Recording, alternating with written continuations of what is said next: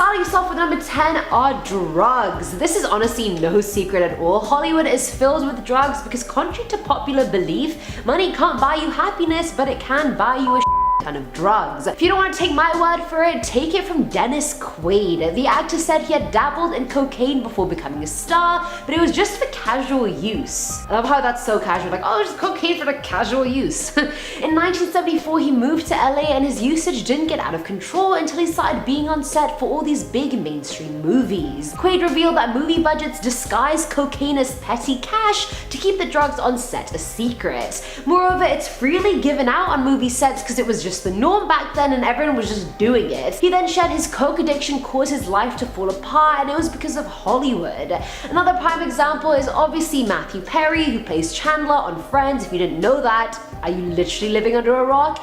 Now, he was seriously addicted to cocaine for like 3 full seasons of Friends, which he doesn't even recall filming. I didn't think it was given out that sparingly though, but you know what they say, cocaine is the rich man's drug. Moving on at number 9, we have the casting couch. So this is probably not the biggest secret anymore, but for quite some time it was. Basically, there's a lot of sleazebags in Hollywood. Some Hollywood directors or stars invite females over and, well, offer them roles in movies in exchange for certain favors. They call this the casting couch. It's absolutely disgusting. Like, they use their wealth and power to persuade innocent people. But sadly, a lot of people desperate for fame will agree to this.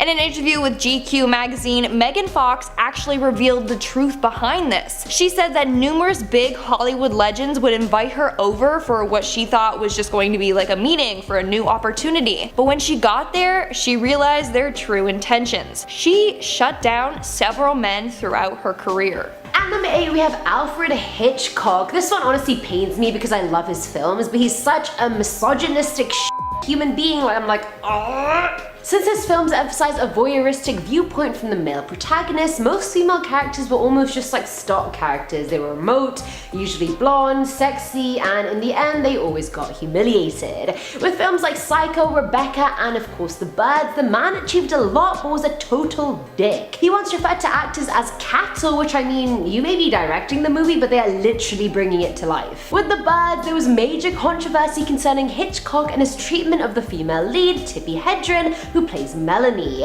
After she was cast, Alfred became literally obsessed with her and would grab her out of nowhere, non-consensually, and touch her sexually. He stalked her throughout shooting and would isolate her from the rest of the cast while whispering explicit things in her ear. Tippi obviously shut down all advances, and he did not take that well. In the last phone booth attack scene, Tippi's face was cut by the glass pane, and she said she was misled about the logistics of the scene. Or did Alfred just do it on purpose as revenge? If that wasn't petty enough, he also signed her to a 7-year contract that restricted her ability to do work. This was actually never confirmed, but it came to light after he died, and even her co-star confirmed it. Apparently, he also taunted Tippi's daughter, Melanie Griffith, by giving her a wax figure of her mum in a coffin as a present when she was only 6 years old. Making our way down the list of number 7, we have the Hollywood sign. So, a lot of dark things go down in Hollywood, as you probably realize by now. One of them was the suicide of Peg Entwistle, a struggling Hollywood actress. She had dreams of making it big in Hollywood, but sadly that didn't happen. She was a successful Broadway actor, but didn't have much success in the film field. Her one role was a 15-second appearance in the movie Hazel's Cousins. The pressures of being successful in Hollywood, along with the Great Depression, kinda got to her. On the night of September 16th, 1932, she climbed to the top of the H on the Hollywood sign and jumped to her death. Now, this tragic incident actually had a huge influence on current pop culture. In the 2009 film Percy Jackson and the Olympians, The Lightning Thief, the H in the Hollywood sign was made the entrance to the underworld. In Lana Del Rey's song Lust for Life, it starts with the lyrics, "Climb up the H of the Hollywood sign." It's assumed that these are both references to Peg's death. Now at number 6 is Jane Mansfield. To be honest, I had not heard of Jane until I started researching this video, but wow, she was actually gorgeous. She was an American actress, singer, nightclub entertainer, and one of the first Playboy playmates. She was in movies like The Girl Can't Help It and Too Hot to Handle, and a bunch of more movies that came out way before I was born, and I haven't seen any of them. Now in 1967, Jane was in Mississippi doing some appearances, and on the 28th of June, the plan was to go to New Orleans for another appearance. So Jane, her driver Ronnie, her attorney Sam, and 3 of her kids got into the car and set off on their way. At around 2:30 a.m. on Highway 90, their car was speeding when it crashed into the back of a tractor trailer. The adults in the front died instantly, including Jane, but her children thankfully walked away with minor injuries. Now apparently Jane was actually decapitated since the car had its top literally sheared off, and it looked like her hair was tangled in the windshield. But it turns out she just suffered from severe head trauma, as in her skull was crushed. I love how I was like, just severe head trauma, that's a lot. And the blonde hair was from the wig that she was wearing apparently. It was this incident that propelled the NHTSA to start adopting an under-eyed guard on their tractor trailers, which is sometimes called a Mansfield bar. Fun fact, one of her kids that survived was Mariska Hargitay, who you all must know from Law & Order Special Victims Unit. I literally used to watch her so much growing up, I was like, damn, she has a hard name. But then I realized people pronounce my name really badly, and I'm like, okay, at least my name's not Mariska Hargitay. We are now at our 5th and halfway mark with The Cursed Project. The 1961 film The Misfits was filmed with old Hollywood stars like Marilyn Monroe, Montgomery Clift, and Clark Gable. So you would think it would be a big success, right? Not so much. In fact, this movie is said to be cursed. When filming, they experienced a number of setbacks and bad things would happen to them. Then, Gable died of a heart attack a few days after filming. Marilyn Monroe overdosed on set and then died barely a year later after the film was finished. And the night that the movie was airing on television, Clift died of a heart attack. That's so spooky. Like, all 3 stars died very soon after the production ended. So it's thought that this movie is somehow cursed. And number 4 is Superman. No, I'm not talking about Henry Cavill, but I honestly really wish I was. No, I'm talking about George Reeves, who not only played Superman on TV in Adventures of Superman, he was also Superman in the film Superman and the Mole Men. And also producer Chris just told me there was also a Christopher Reeves who also played Superman. But what made George notable was the manner in which he died or got murdered. On the 16th of June 1969, the LAPD reported that George had been shot in the head at some point between 1 and 2 in the morning. The people in the house at the time were his fiancée Lenore and 4 other people. They all went out, some to a restaurant, whereas Reeves went to a friend's wrestling match. Around midnight he went to bed while 2 of the friends were downstairs just having a bit of a party. Apparently he came down and angrily told them to be quiet, then calmed down and stayed for a while, had a drink, and then went back to bed. All the guests were downstairs when a while later they heard a single gunshot, and by the time they went upstairs they found him lying across the bed naked with a pistol between his feet. It looked like he had shot himself, and the friends took an awfully long time to call the police since they were so shocked and so very drunk. One friend claimed his fiancée was actually upstairs with him and came down after the gunshot, telling everyone to tell the police she was downstairs the whole time. Alright Lenore, you're a bit shady. There was no gunpowder on Reeves' hands, no fingerprints on the gun, the bullet was found in the ceiling, yet there were also multiple bullets in the ground, yet they all only had one gunshot. On the flip side, George was also sleeping with Fixer and MGM VP Eddie Mannix's wife Toni at the time, but you'll find out about him later, he is a douchebag. Rumor had it that Eddie had mafia ties and found out about the affair and had him killed. So either his fiancée killed him, the mafia killed him, or he actually did commit suicide. I don't know.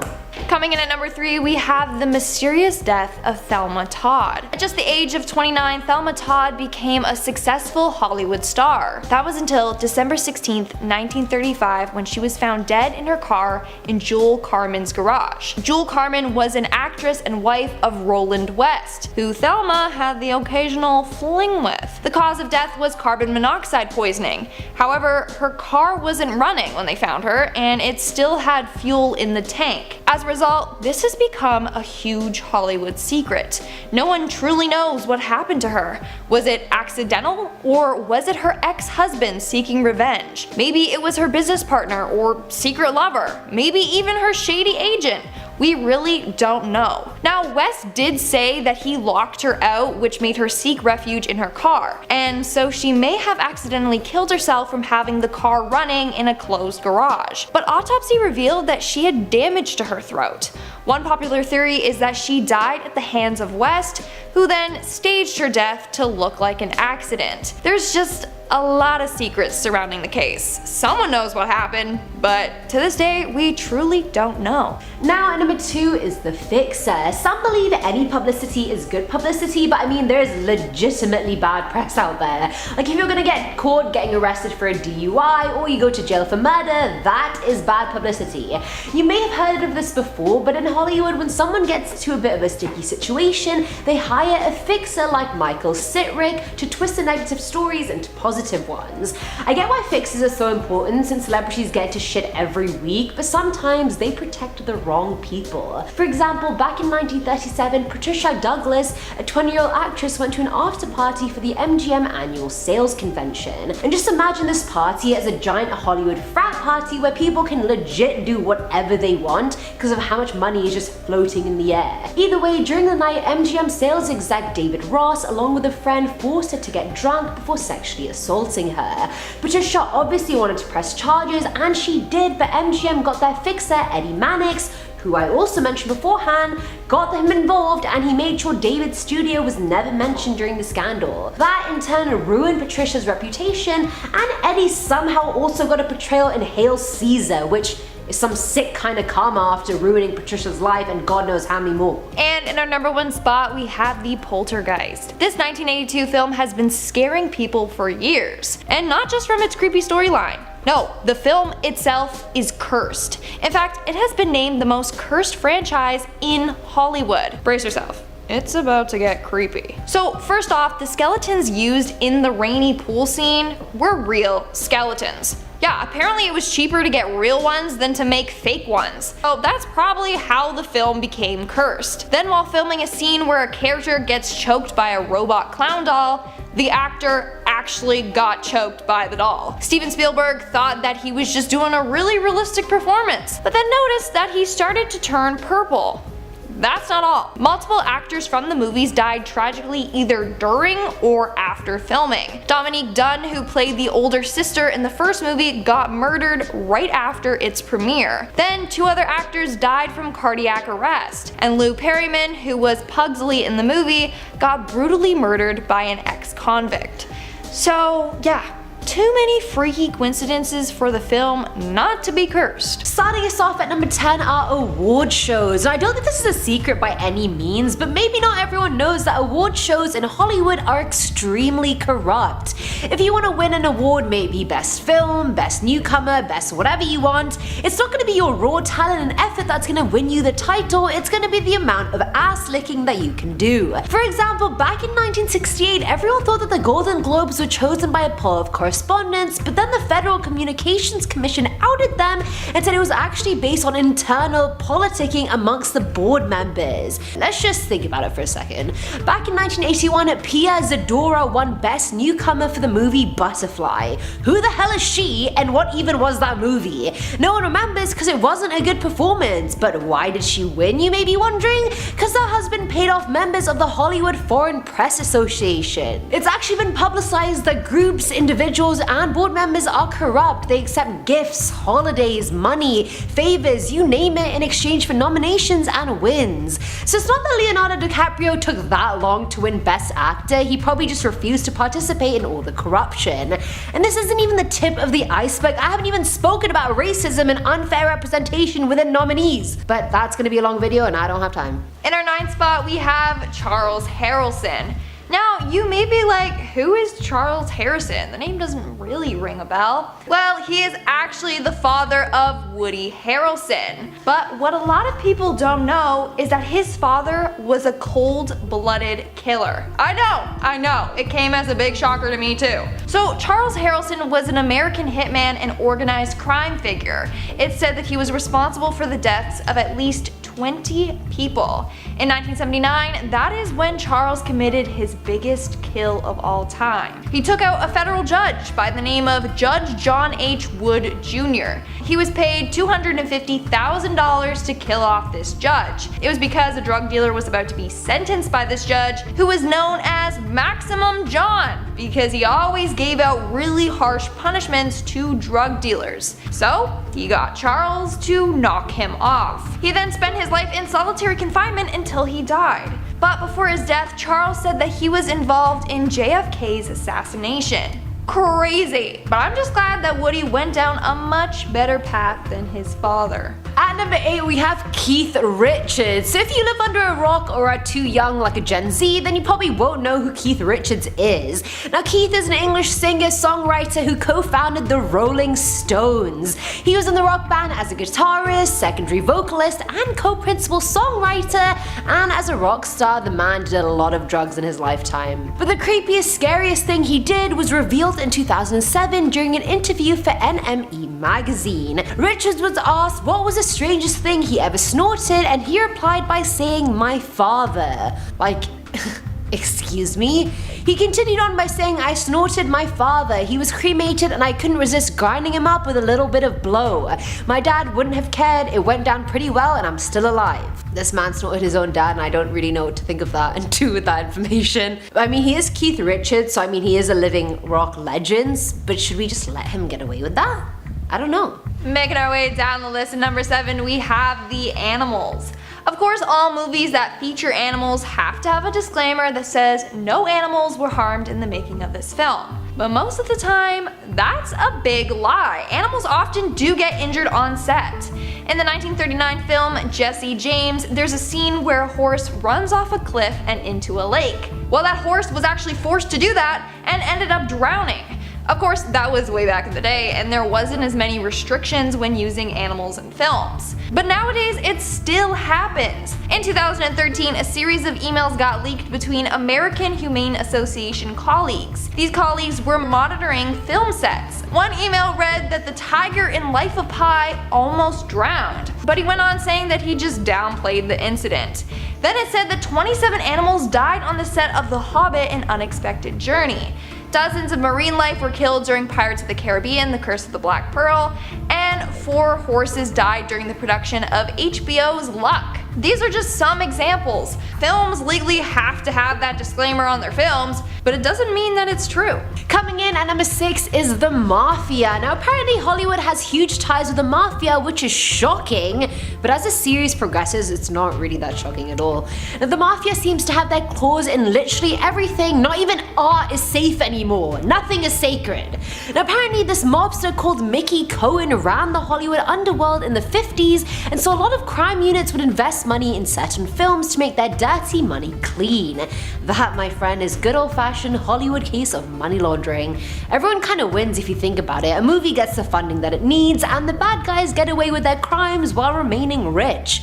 Who said Hollywood had morals anyway? They don't. Actors like Leonardo DiCaprio, Christian Bale, and Casey Affleck have all been suspected of money laundering as well. Just when you thought they were safe, they weren't. We're now at our 5th and halfway mark with Prison Life. Some of your favorite Hollywood stars might have had a life of crime before becoming famous actors. Now, some of these came as a huge surprise to me. For example, Mark Wahlberg. In 1988, when Mark was 16 years old, he was sentenced to 2 years in prison after assaulting 2 Vietnamese men. On that day, he got in a fight with the men, yelling racial slurs at them before knocking one of the men unconscious with a stick, and then he punched the other. It was said that these offenses were unprovoked. But in 2014, he met with the victim, his wife, and his daughter and apologized for his past acts. He also released a statement saying that he isn't trying to cover up his past. Instead, he wants people to remember it, to show them how everyone is capable of turning their lives around. Then we have Tim Allen.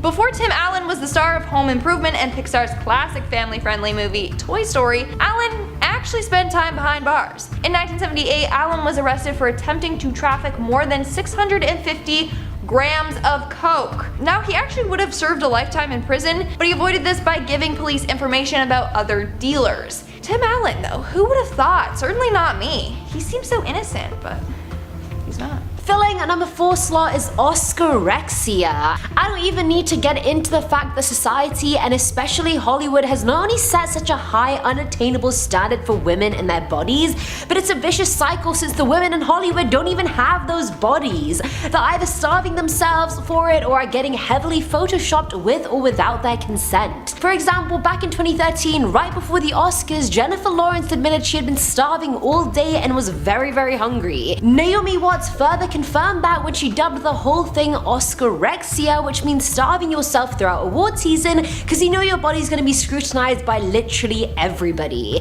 Actress Eden Share brought up this treatment called slim wrapping that they do before award shows as well. Basically, a technician wraps your body fully, and I mean toes, neck, wrist, everything, in 15 to 20 tight ace bandages that have this cloudy mineral solution on them. Then you're meant to jump on a trampoline for 50 minutes, and that's meant to make you lose weight. It's simply ridiculous and unattainable. Not even the women Hollywood are trying to sell to us that have those bodies have those bodies. It makes sense. Listen to it again. In our third spot, we have the stuntman. Being a stuntman would be pretty cool, except for the fact that it's a very dangerous job, and they often get badly injured or die during films. First off, the highest paid stunt doubles make about $250,000 a year. Meanwhile, the actors get millions per movie, and they're the ones risking life and limb. It's sad, but there have been tons of on-set deaths over the years. In Harry Potter and the Deathly Hallows Part 1, Daniel Radcliffe's stunt double got hit by a stage explosion. He was taken to the hospital and suffered an irreversible neck break. Now his arms and both of his legs are fully paralyzed. A stuntman in the Avengers had a chunk of his scalp torn off, and Bruce Willis's stunt double fell 25 feet during a stunt. Then just a couple of years ago on set of Deadpool 2, a stunt double died after being in a car crash on set. But you hardly hear about these stories in the media, which is so sad. Now at number 2 is Jack Nicholson. This one is wild, and considering how big of a star Jack Nicholson is, I'm like, how is this not bigger news? So Jack grew up in Neptune City, New Jersey, where he lived with his sisters June and Lorraine and their parents. But in 1974, Time magazine did a lot of digging and found out Jack's sister June was actually his mother, not his sister. Mind blown. Unless everybody knows this and I'm the only one that doesn't know this. June was only 17 years old when she became pregnant, and she wasn't married, so her parents agreed to raise the child as their own, with June and Lorraine acting like his older sisters. So his parents were actually his grandparents, and his sister Lorraine was his aunt. Now in regards to his dad, his biographer is guessing it was most likely June's manager, not her actual husband. Other sources claim June didn't even know who his dad was. By the time Jack found this all out, his mum June and his grandma had already died. The actor claimed the reveal wasn't as traumatizing as people could have thought, but I would be pissed to know my real mum died without ever telling me the truth about that. I'm pissed. I'm not even Jack Nicholson. And in our number 1 spot, we have the Black Dahlia. The murder of aspiring American actress Elizabeth Short is now said to be Hollywood's most famous unsolved murder. The Black Dahlia is the nickname given to Elizabeth Short after her death on January 15, 1947. She was found dead in a vacant parking lot. Her body had been cut completely in half and drained of blood. The killer was never found or caught. Of course, over the years, people have confessed to the murder, but still, no one has ever been arrested for it. That's what makes it such a big and scary Hollywood secret. Everyone wants to know what really happened to her and why. Starting off this countdown, we have the divas. Sometimes when you're rich and famous and used to getting pampered, it all goes to your head. You start off as someone who would do anything to get a role in a big film. But once you're already up there, you stop trying and maybe develop a bit of a diva attitude. Now, there are several celebrities that are known for being divas, and as a result, no one really wants to work with them anymore. They ruin their reputation. First off, we have Katherine Heigl. Apparently, she's one of the most hated actors in Hollywood. So for starters, on set she has complained about wardrobe issues, she has refused to get out of her trailer to film, and apparently she questions the script every single day on set. Then in 2008, she said she didn't want her Emmy nomination for her role in Grey's Anatomy because she felt like the writing on the show was bad. Another one that shocked me is Ben Stiller. Oh, I love him, but apparently he's whiny, demanding, and terrible to work with. And then Julia Roberts in the 90s movie Hook was also a diva, and the director, Steven Spielberg, even named her Tinkerhell. She played Tinkerbell, so Tinkerhell. It's funny. Good job, Steven. Coming in at number 9 is discrimination. Now this one is no secret by any means. It's been given a lot of media attention in recent years, but that doesn't make it any less scary. Take this in. In the history of the Academy Awards, only one woman has ever won for directing, and that was Catherine Bigelow for The Hurt Locker back in 2008. Still, that happened over 12 years ago. Surely we've progressed forward as a society and industry that we aren't still that sexist. And sexism and gender equality isn't the only form of discrimination the industry has. There's also huge discrimination against people of color. Only one African American in the history of the Academy Awards has won an award, and that was Jordan Peele for Get Out. That award alone has only ever nominated 5 women and 5 African Americans. It's shocking. And it's good to note that I hope people realize that including black nominees doesn't necessarily mean they've solved diversity. What about South Asian nominees, East Asian, Latin? I could go on. Back in 2016, 96% of decision makers in Hollywood were white and 87% of them were male. Forget winning awards, even roles in movies lack so much diversity. The majority of roles and lines are given to white people and mostly just men.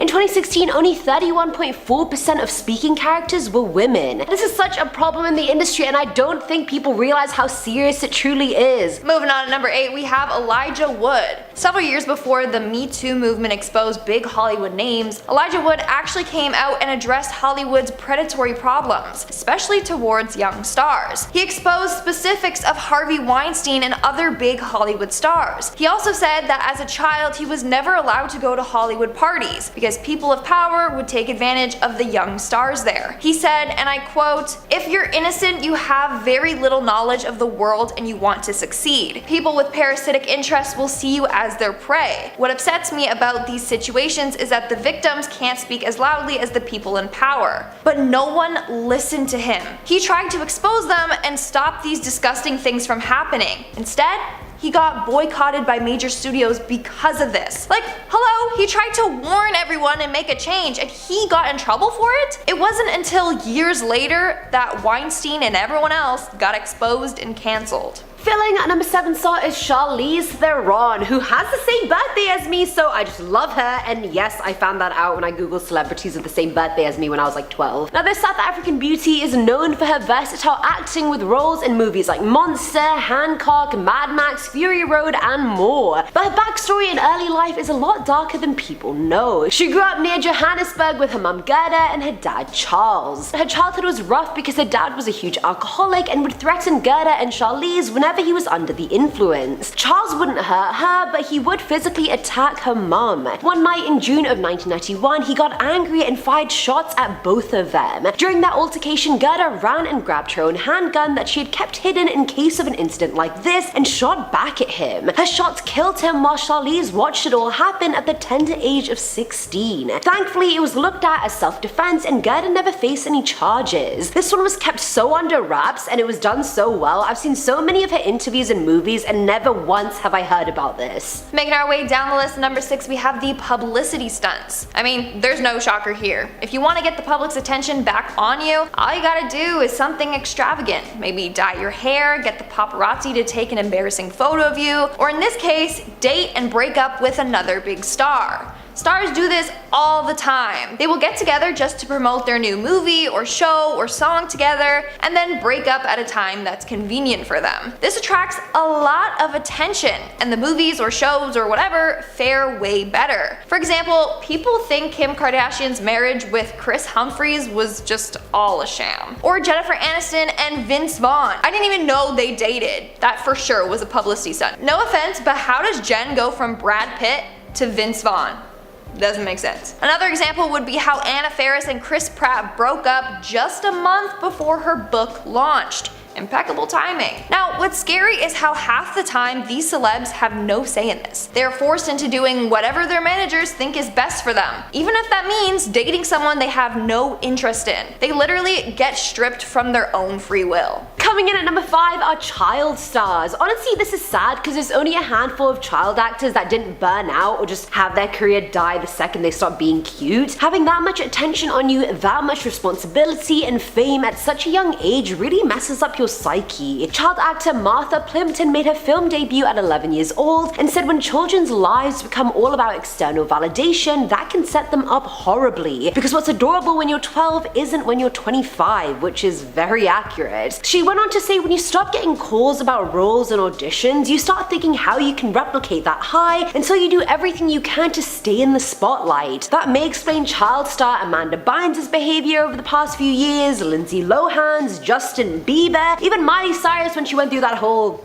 phase. If anything, the only unproblematic child stars I can think of are the Sprouse twins or the Olsen twins. I mean, yes, they're a bit coked up and all, but other than that, they seem fine. What is it with twins and being fine? It makes sense that these stars try to get attention any way they can. Child stars are exploited as soon as you put them in the spotlight, whether they're being treated well or not. A brain that young just isn't able to cope with that much attention, and it shouldn't be. So I feel like child stars should definitely just not be a thing.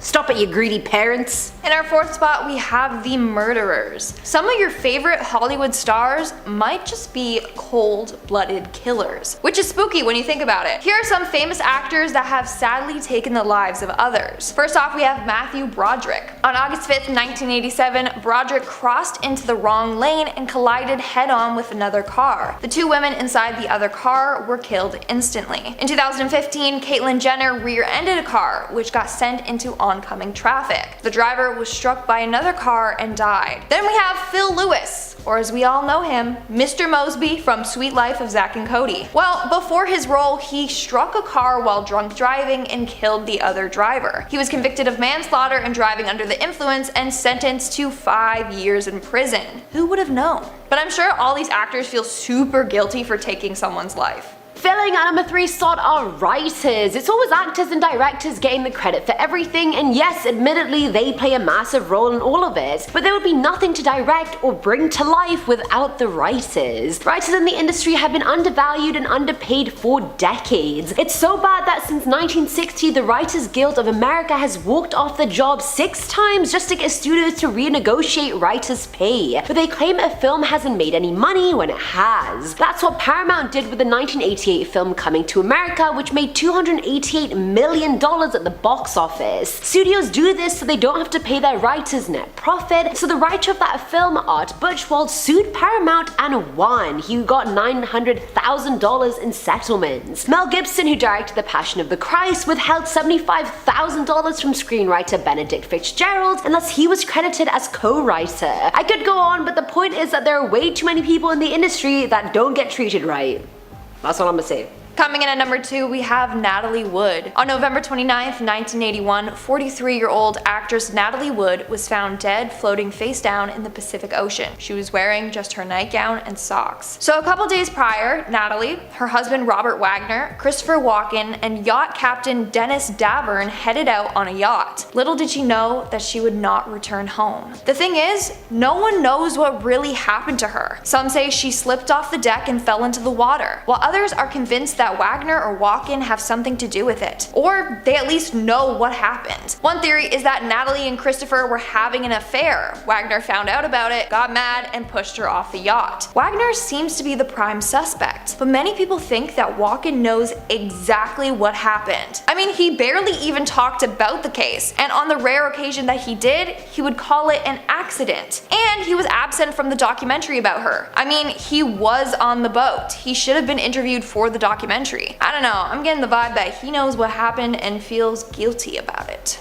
And finally, at number 1 is Scotty Bowers. Now, this infamous gay US Marine worked as a Hollywood pimp from the 40s to the 80s, and apparently this man would set up all the Hollywood stars with whoever they wanted. Being heterosexual was all you could be back then in the public eye, but Scotty would let the actors choose whichever sex they wanted to be with, and apparently had a menage a trois with Lana Turner and Ava Gardner. Scotty was working as a gas station attendant at a gas station close to all the Hollywood studio lots back in the day. He got his start sleeping with actor Walter Pidgeon, who then spread word about him and the money started rolling in. Scotty then expanded it to a trailer with beds and glory holes, and so on, and he apparently set up Katharine Hepburn with 150 gorgeous brunette women. Studios and agents pressured all their talent to be straight, that what other outlet did they have? Rock Hudson was literally forced to marry his lesbian secretary Phyllis Gates. Apparently Bauer slept with so many stars but had never seen any of their movies. He even had his own wife Betty and a daughter, but was so busy in the brothel he would only sleep at home a few times a year. Eventually the petrol pump slash brothel became way too well known, which meant a police raid could have occurred and people could have been arrested. A documentary about him came out in 2017, and Dylan McDermott even portrayed him in the 2020 miniseries Hollywood. Now that's something I gotta see. Starting us off with number 10 is Little Women. Okay, so I have the book, but I've yet to read it or watch the film. All I know is that one of them dies, and that's only because Rachel ruined it for Joey and friends.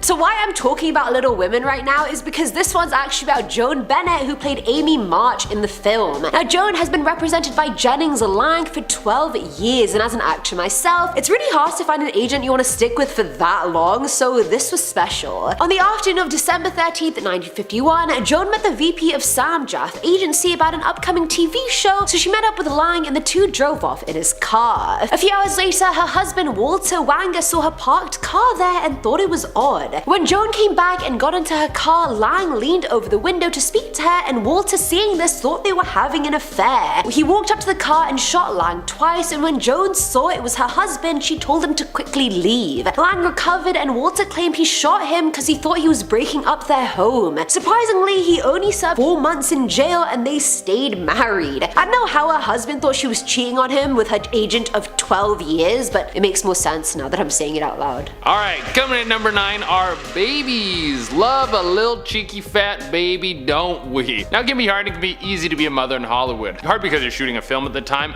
or the fact that the tabloids will body shame you if you don't get that pre-pregnancy body back, but also good because at least you have a ton of money to spoil your kid with. Now, if you could already tell, old Hollywood was dark. Like today, way more women in the industry have suffered than men. Starlets back then were encouraged to not get married as long as possible, and under no circumstances should they get pregnant. But screw that, love is everything. When huge actresses like Bette Davis, Judy Garland, Joan Crawford, and Lana Turner got pregnant, they very swiftly got abortions because their studio bosses encouraged it. I'm using the word encouraged lightly. By encouraged, I basically mean they were forced, otherwise their careers would be in shambles and their agents would leave them. That is horrible. At number 8 we have the mobster. So I know I mentioned in another video that the mafia has a huge role in Hollywood, but this one isn't about all that. This one is a love story. Now at the end of the 1950s, mobster Johnny Stompanato started dating actress Lana Turner, and the two had a tumultuous and abusive relationship. He would beat her and once drugged her before taking naked photographs of her without her consent. It got so bad that when he realized Lana and Sean Connery were such good friends, he stormed the set of Another Time, Another Place and threatened him with a gun. And that got his ass deported.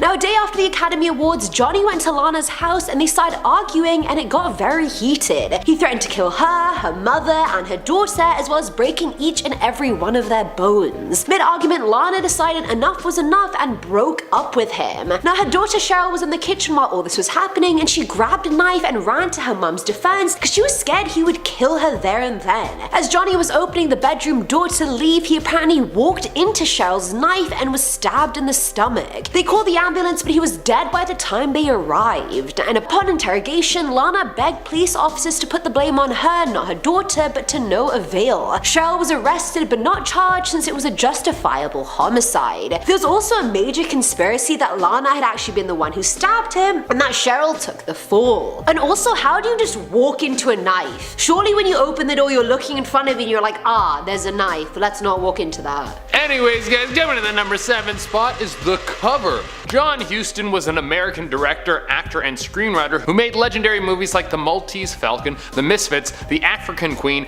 and more. But you know, as brilliant as people can be, everyone has their flaws, and John's was that he worked hard and played harder. He was an alcoholic and a massive player, but then again, who wasn't? Before he made his directorial debut, John was grinding hard trying to make it as a screenwriter. Sometime in the 30s, John was drunk driving and he hit hit dancer Tosca Hulin, killing her instantly. He was absolved in court, but evidently the event had scarred him so much that he left Hollywood for 5 years and moved to Europe until 1937. A huge controversy at the time was that it was actually Clark Gable who had hit Tosca, but MGM fixer Eddie Maddox paid John to take the fall. Damn it, Hollywood can be so dirty.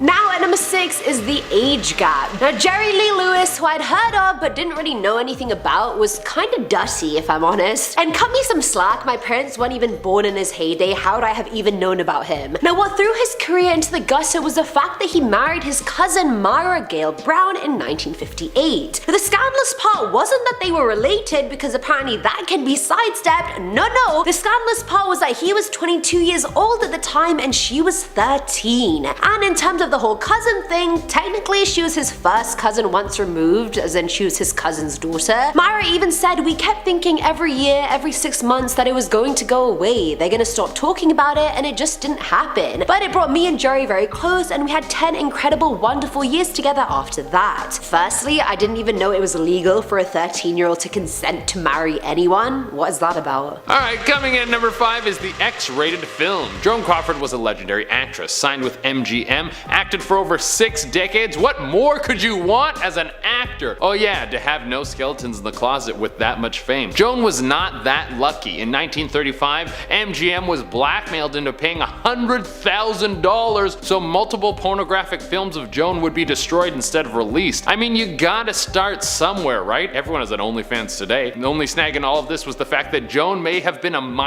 when she appeared in these films. And apparently it was her brother Hal who was behind the blackmail, and he even threatened to release her sex tapes mere days before he died. How did he even get his hands on his sister's sex tapes? Very creepy. I mean, we'll never know the truth about what really happened or if these tapes existed, but Crawford denied ever doing explicit films in her memoir. At number 4 is The Feud. Okay, yes, I know there have been and forever will be countless feuds in Hollywood. May it be over a guy like with Angelina and Jennifer, maybe it's over attitude like with The Rock and Vin Diesel, or maybe they just don't vibe with each other like Matt Damon and Emily Blunt. Well, I could list off the many documented instances of Frank Sinatra being a total douchebag. I'll let you guys find those stories in your own time. Or maybe I could do like a top 10 scary times Frank Sinatra was scary. Nah, that doesn't really have a ring to it. Anyway, in 1955, while shooting the musical Guys and Dolls, Sinatra and Marlon Brando were not vibing. Brando had started trying to incorporate method acting into his work, and Frank told him it was crap. He also started calling him Mumbles because of the way he spoke, which is outright just childish and petty. Come on, Frank Sinatra, my parents and I expected more from you. Brando got his revenge in the end by intentionally blowing takes in a scene where Sinatra had to eat a bunch of cheesecake. Doesn't sound super lethal, I know, but it did make Frank have a breakdown during which he threw his plate and broke it. Not very professional, Mr. Sinatra.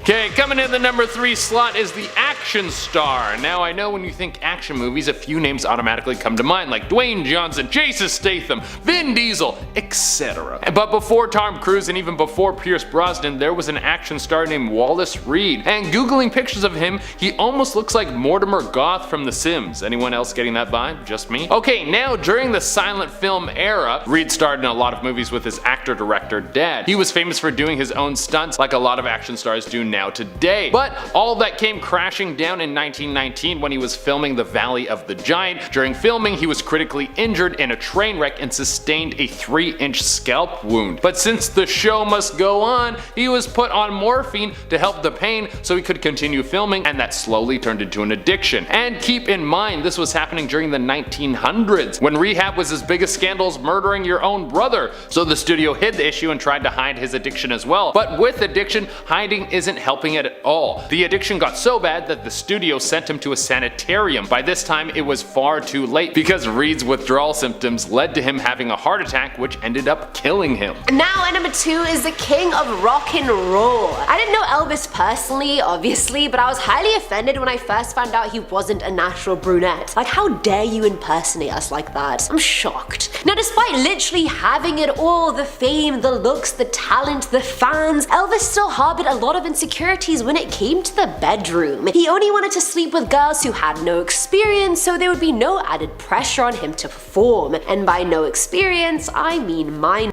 He would ask his managers to collect girls who were of that age or younger, and then the deed would get done. And yes, this is illegal, and it was even then as well.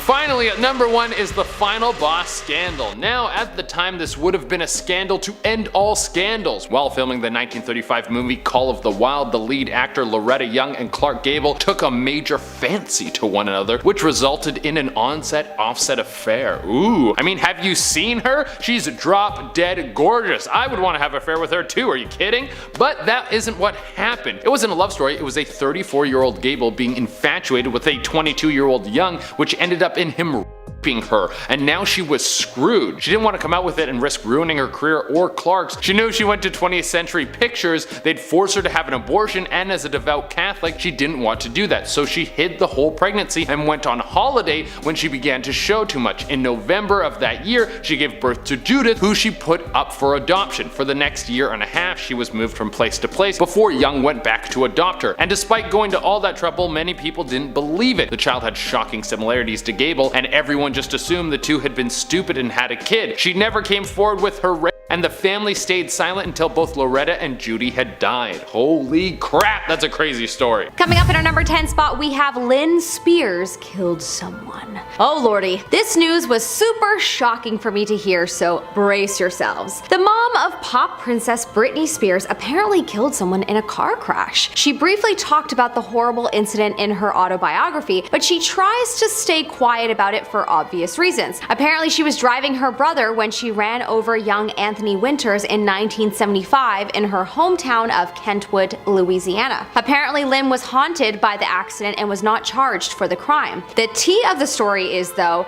apparently the mother of the boy, Yvonne Winters, has spoken out about this incident and has said that Lynn has never reached out to her to speak about the accident. She's been quoted as saying, "It's been 40-some years ago, but she's never been in touch with me. It was an accident. It was a terrible situation. But it was an accident, and accidents can happen to anyone." If you're enjoying this video so far, smash that like button as it really helps us out. In our number 9 spot, we have Angelina Jolie was in a cult. So, Hollywood cults, we all know about them, or at least we have heard about them. Well, in 1999, actress Angelina Jolie was allegedly caught on tape talking about one of them. A 23-year-old Angelina was secretly recorded in a private convo with some of her friends where she speaks about an initiation process she took part in. She spoke about how the people in the cult are essentially tied up and tortured, and oh yeah, she had to kill a snake as a sacrifice. A sacrifice to whom? We don't know. The devil, perhaps.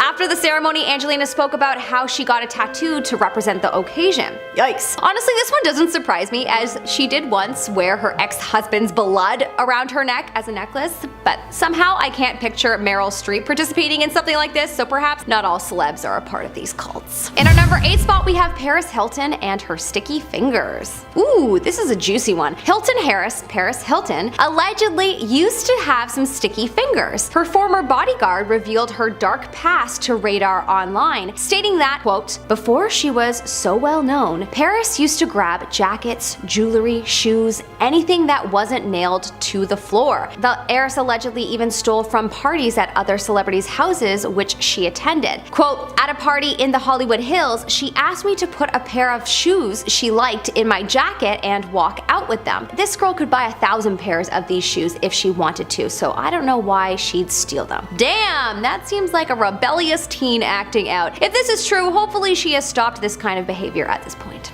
In our number 7 spot, we have Bill Murray tried to smuggle an illicit Oh, Bill Murray. In 1970, Bill attempted to smuggle 10 pounds of an illicit the one that's legal in many states now, if you catch my drift, and was actually arrested on his birthday. Apparently he intended to sell it, which, you know, makes sense. 10 pounds is a lot. He was discovered after apparently joking about it to a passenger next to him on a flight. Probably not in a sober headspace, as that just seems really silly.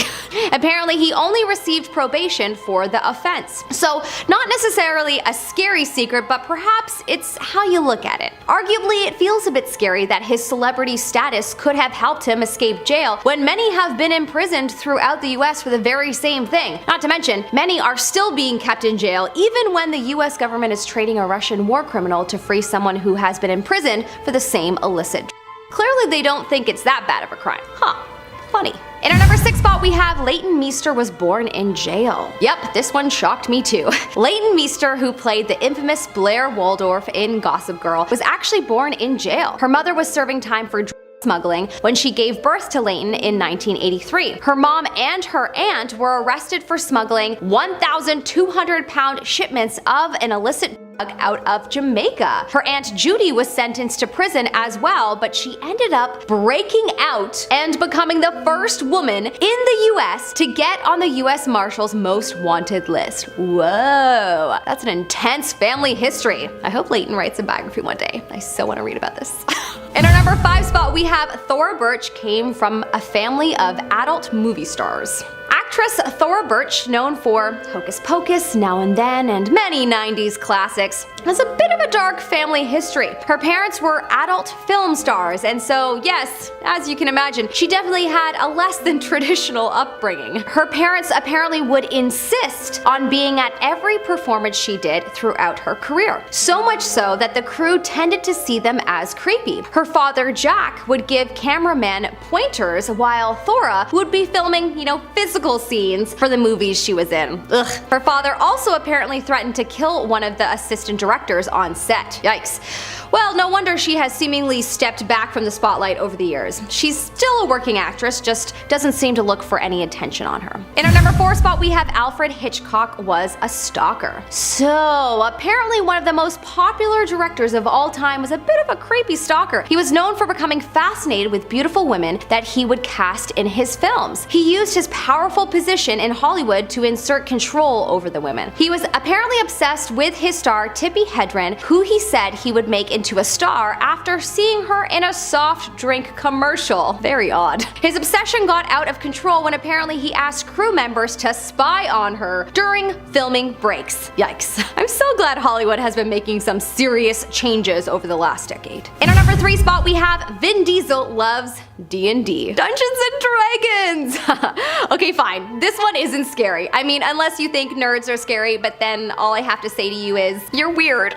Nerds are the best, and I love that big guy Vin D loves Dungeons and Dragons. I've always wanted to play that game. Apparently, he has played the game for over 20 years. He also wrote the foreword to 30 Years of Adventure, a celebration of Dungeons and Dragons. Oh, and he also has a podcast dedicated to it. A true fan. Kind of makes him even more awesome in my opinion. In our number 2 spot, we have Frank Sinatra was in cahoots with the Mafia. This is a very interesting one, but apparently iconic Italian-American singer Frank Sinatra may have had some help from the Mafia to secure his place in Hollywood. Allegedly, Frank was believed to have scored the role for the infamous movie From Here to Eternity because of his connections. Many very established actors were up for the role, and it was his friend's influence that helped him secure it. He apparently was friendly with a mob boss and Charles Lucky Luciano. So there's also that. Apparently there is ample evidence that he had friends help him out over the years. In our number 1 spot, we have Matthew Broderick killed 2 people. Ferris Bueller himself unfortunately killed 2 people in a car crash. It was 1987. The actor was dating Dirty Dancing star Jennifer Grey at the time, and one day they were driving along a road in Ireland when they collided with a car that had a mother and daughter inside. Matthew had some substantial injuries, but Jennifer had minor injuries, while the mother and daughter unfortunately passed from the incident. Apparently Matthew had been driving in the wrong lane, even though he can't explain why, as he doesn't remember anything from that day. Coming in at number 10, we have Jay-Z.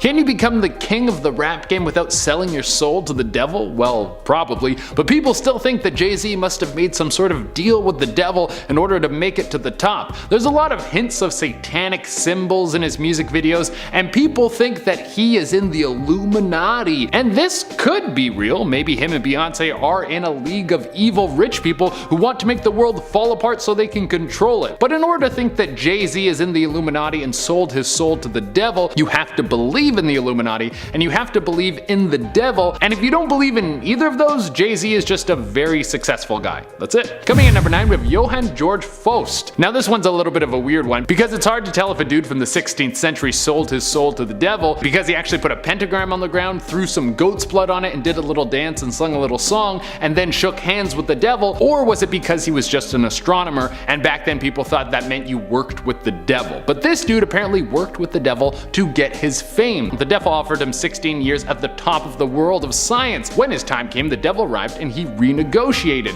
He was able to squeeze out another 8 years out of the devil, and at the end of the 8 years he would pass and everyone would say the devil took his soul. Now this is the part of the story that makes it seem like there could have been something to do with the devil going on. When he died, apparently there was an explosion of fire and all that was found was bits and pieces of his body. Now this could have been an experiment gone wrong that took place in Faust's home, but I don't know what kind of explosives an astronomer would be messing around with. People think that this explosion could have been the devil popping in and ripping his soul right from his body. Maybe he shouldn't have made this deal. Who knows? Coming in number 8, we have Tom Hanks. No way. Not Tom Hanks. There's no way that one of the nicest dudes in the world could have sold his soul to the devil. Well, let's look at the evidence first. He has not only been very successful in Hollywood, but he has also won many Oscars. That is supposed to be a sign that you are part of the Illuminati. He has a really rude son, and that might be because God has cursed him for worshiping the devil. I mean, that is probably just what happens when a kid grows up rich and his parents are too nice to put him in his place, but it also could be the work of God laying down his wrath. But even all of that doesn't mean he sold his soul to the devil so he could be rich through the Illuminati forever. But then people who love to dive deep into conspiracy theories say that Tom Hanks got coronavirus. So that means that he is a pawn in the Illuminati plan. He faked getting sick so that people would believe in the virus and they could continue to take over the world. Whoa! I love these sold your soul stories because they just get crazier and crazier. Coming in number 7, we have Urbain Grandier. It would seem that the devil's reaches far because he has even made a pact with a dude who was the Pope. Now, there isn't a whole lot of evidence that proves whether or not Urbain sold his soul before or after he was Pope, but there is a lot of evidence that this dude was up to some nefarious stuff. He would apparently host and had a number of sexual partners. There's stories of him torturing people who he didn't agree with, and he was also practicing witchcraft. There was a group of nuns that was said to have disrespected him, the Pope of all people, and he sent a demon after them to ruin their life. Well, unlike now, back when this dude was Pope in 1634, if people thought you were up to something with the devil, you would be done for sure. Enough people came forward and accused this guy of witchcraft that there was a trial. During the trial, there was a lot of evidence. There was a contract that had backwards writing on it, said to be the work of the devil, that had the devil's signature on it, or apparently it did. I'm not sure how they fact-checked that one, but many people came forward to disclose this guy's unpope-like acts, and eventually he was burned at the stake. My god. Coming in at number 6, we have Pope Sylvester II. 2 popes back to back. I think it's just salacious to say that a pope was in cahoots with the devil. That's why when you go through history you can find a few popes that have been called out for loving the Dark Lord. Now, the difference with Pope Sylvester is that it wasn't that he was excessively rich or because he was involved in sinful acts, it was actually because he was too smart. This guy invented the pendulum lock and the hydraulic organ, and he was in contact with Eastern religions and peoples to get ideas of what they were doing over there so he could incorporate their brilliance into his own society. And because of this, people said he might have got his all-powerful mind from making a deal with the devil. I guess things never change, because now when someone makes it to the top, everyone says they're in the Illuminati. Coming in at number 5, we have Eminem. We all love the story of someone starting at the bottom and now they're here. We love when people are the underdog and work their way to the top. We love how people can defy the odds and become one of the most influential people in the world. Well, that's until they're actually at the top. Then we want to bring them down because it must have been the devil that got them all the way up there. That's the story with Eminem. There have been countless accusations that the rapper made a deal with the devil to jump to stardom and forever be held as one of the best rappers of all time. This is from some of the imagery that you will find in his music videos, whether it's a goat's head, a triangle, a single eye, or many of the other objects that are related to the devil. Well, the rumors about him don't stop there. They also say that the real Eminem is dead, that when he fell out of the public eye for a bit, he pushed back against the Illuminati and no longer wanted to do their bidding. So they killed him and replaced him with a clone that they can control, and that's where he got his perfect beard from. Coming in at number 4, we have Jaden Smith. Can you pass down a deal with the devil to your kids, like kind of grandfathering them them into the product like an old phone contract? Is that possible? Can you do that? I don't know how the devil works. I'm not famous enough to get in contact with him. But apparently Jaden Smith has been gifted the allegiance to the devil through his dad. People base this off of Will Smith's fame and the fact that Jaden has some strange beliefs about the world. He's very interested in a thing called orgos. It's a strange culty belief that the world is governed by positive and negative forces that we can't see. That kind of sounds like midichlorians from Star Wars. But people think that he's using a demonic subsect to try and get people into the Church of Satan. Coming in at number 3, we have Katy Perry. If you become a massive celebrity, there's only one answer, and that is the Illuminati. There's no other reason you could make it to the top. Well, for Katy Perry, that's what everyone thinks. There is a ton of stuff we could pull from, but her biggest one is the music video Dark Horse. Because if any celebrity does anything that even comes close to resembling a pyramid, you better believe that conspiracy theory people are going to come running for it. And of course, this music video has an Egyptian theme, meaning that she must have sold her soul to the devil. There was also the time she performed at the Grammys and they had her in a witch's theme with a massive crystal ball. This means that she was, of course, doing a satanic ritual in front of the whole world. I mean, what else could it be? Coming in at number 2, we have Oliver Cromwell. Cromwell was a fading politician and commander in the 17th century. Every champion must fall, and usually they don't get back up after their time has come. But with Cromwell, it was quite the opposite. He was able to have a second breath in his career. He was able to stand in the limelight once more. He was able to have all the people clamor at his feet and become the top dog once again. This second run at life saw him become a prominent political figure and a very skilled tactician. While this was probably hard work and intelligent moves, most people wrote this off as the man selling his soul to the devil. Now, the backing to this theory comes from the legend about him when he dies. There was apparently a storm that came over the city and was raging the entire night. People say this was the devil coming down to claim his soul. Now, that might have been true, but I don't know if the devil would go to that much work to get one soul. This guy's getting thousands of souls every day, hundreds of thousands every day. If he had to put on a massive light show to get each one of them, he would never be able to wrangle them all up. He just wouldn't have enough time. And coming into the number 1 spot, we have Christian Bale, probably the best Batman ever, and one of the kings of the meme world with the amount of juice people have been able to pull out of his hit American Psycho. I've never seen American Psycho, but I want to, just so I can have a better understanding of what scenes these memes come from. But when did the Dark Knight himself decide to give his soul to the devil and become one of the Dark Lord's little minions? Well, we don't know the exact time of when this might have happened, but Christian Bale has actually publicly thanked Satan after winning a Golden Globe for his work in the movie Vice, where he played Dick Cheney, remember the vice president who shot his friend by mistake, and might have had a hand in the whole Guantanamo Bay thing. Well, during his acceptance speech, Christian Bale went down the regular road of saying thank you to all the people close to him, and then he capped it off by saying thank you to Satan for inspiration. Now, this might have just been the actor taking a stab at how ruthless Dick Cheney is, saying that the man is actually the devil, or maybe he was actually thanking the devil for giving him the juice he needs to do what he needed to do to play the role. Like the devil materialized in his room and helped him go over lines. If that is the case, the devil doesn't seem like that bad of a dude.